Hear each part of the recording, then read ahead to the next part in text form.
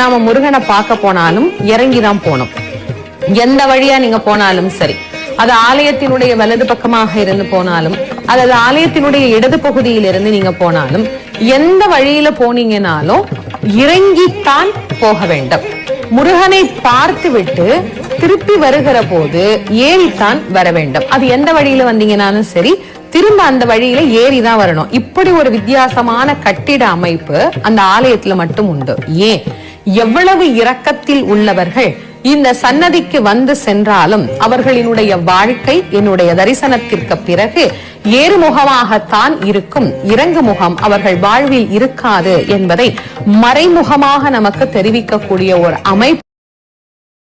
அவர்களினுடைய வாழ்க்கை என்னுடைய தரிசனத்திற்கு பிறகு ஏறுமுகமாகத்தான் இருக்கும், இறங்கு முகம் அவர்கள் வாழ்வில் இருக்காது என்பதை மறைமுகமாக நமக்கு தெரிவிக்கக்கூடிய ஒரு அமைப்பாக அந்த ஆலயத்தினுடைய அமைப்பு விளங்குகிறது. நீங்க திருச்செந்தூர் கோவில்ல ஒரு அதிசயத்தை பார்க்கலாம். எப்போ நாம முருகனை பார்க்க போனாலும் இறங்கிதான் போனோம். எந்த வழியா நீங்க போனாலும் சரி, அது ஆலயத்தினுடைய வலது பக்கமாக இருந்து போனாலும் அல்லது ஆலயத்தினுடைய இடது பகுதியில் இருந்து நீங்க போனாலும் எந்த வழியில போனீங்கனாலும் இறங்கித்தான் போக வேண்டும். முருகனை பார்த்து விட்டு திருப்பி வருகிற போது ஏறித்தான் வர வேண்டும். அது எந்த வழியில வந்தீங்கன்னாலும் சரி, திரும்ப அந்த வழியில ஏறிதான் வரணும். இப்படி ஒரு வித்தியாசமான கட்டிட அமைப்பு அந்த ஆலயத்துல மட்டும் உண்டு. ஏன், எவ்வளவு இரக்கத்தில் உள்ளவர்கள் இந்த சன்னதிக்கு வந்து சென்றாலும் அவர்களினுடைய வாழ்க்கை என்னுடைய தரிசனத்திற்கு பிறகு ஏறுமுகமாகத்தான் இருக்கும், இறங்கு முகம் அவர்கள் வாழ்வில் இருக்காது என்பதை மறைமுகமாக நமக்கு தெரிவிக்கக்கூடிய ஒரு அமைப்பு. அவர்களினுடைய வாழ்க்கை என்னுடைய தரிசனத்திற்கு பிறகு ஏறுமுகமாகத்தான் இருக்கும், இறங்கு முகம் அவர்கள் வாழ்வில் இருக்காது என்பதை மறைமுகமாக நமக்கு தெரிவிக்கக்கூடிய ஒரு அமைப்பாக அந்த ஆலயத்தினுடைய அமைப்பு விளங்குகிறது. நீங்க திருச்செந்தூர் கோவில்ல ஒரு அதிசயத்தை பார்க்கலாம்.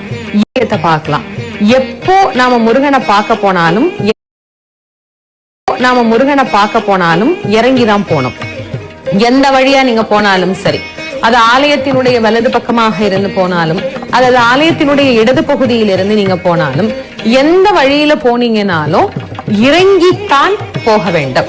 முருகனை பார்த்து விட்டு திருப்பி வருகிற போது ஏறித்தான் வர வேண்டும். அது எந்த வழியில வந்தீங்கன்னாலும் சரி, திரும்ப அந்த வழியில ஏறிதான் வரணும். இப்படி ஒரு வித்தியாசமான கட்டிட அமைப்பு அந்த ஆலயத்துல மட்டும் உண்டு.